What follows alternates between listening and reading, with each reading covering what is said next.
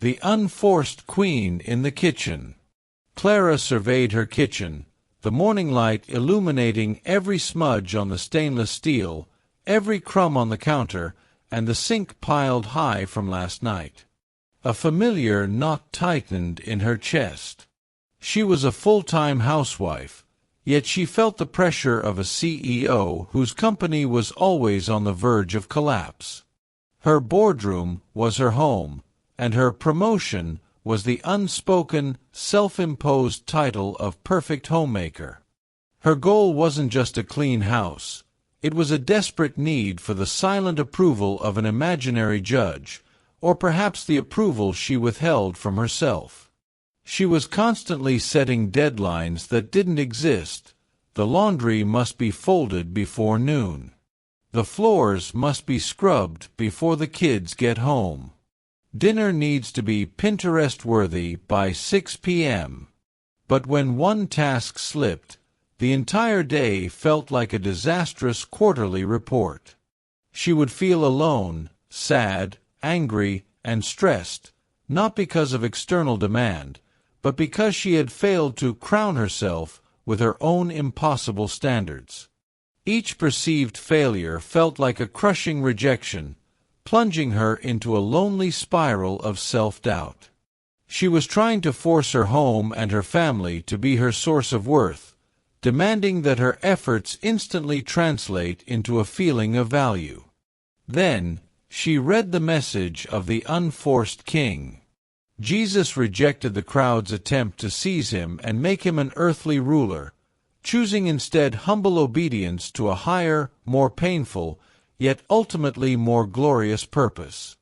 The message struck Clara with a revelation. Her striving was a form of corporate violence against her own spirit, a frantic, forceful demand for a human crown of perfect wife or supermom.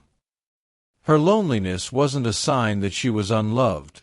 It was a signal that she was trying to feed her soul with temporary human bread, a spotless floor, a perfectly cooked meal that could never truly nourish her.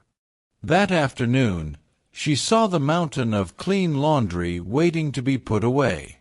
Instead of the usual frantic energy and rising anger at her failure to meet her noon deadline, a deadline only she knew, she paused. She recognized the familiar temptation to force the moment into a crisis. She consciously applied the grace, "I will not be saddened that I have not achieved an arbitrary deadline." She chose obedience to her well-being over the immediate gratification of a finished task. She didn't retreat to wallow in sadness. She retreated to the sofa and opened her Bible for 10 minutes, focusing on a quiet act of communion. She chose to serve by simply resting, giving herself the grace of time she never afforded herself. When she finally stood up to address the laundry, her motivation was different. She wasn't folding for a crown. She was folding as an act of service in silence. In that quiet moment, the frantic, stressful void of loneliness was replaced by a quiet presence. Clara realized her worth was not dependent on the state of her house or the judgments she imposed. She was seen, known, and connected by the one true King, who secured his kingdom through humility. Clara continued to run her household, but her inner life changed. She still worked hard, but her focus was on love and presence, not perfection and performance. The loneliness began to dissipate, replaced by a quiet strength. Her heart was still alone in its choices for God, but it was no longer lonely. She had traded the exhausting pursuit of a fragile human crown for the secure, sustaining communion found on the spiritual mountain.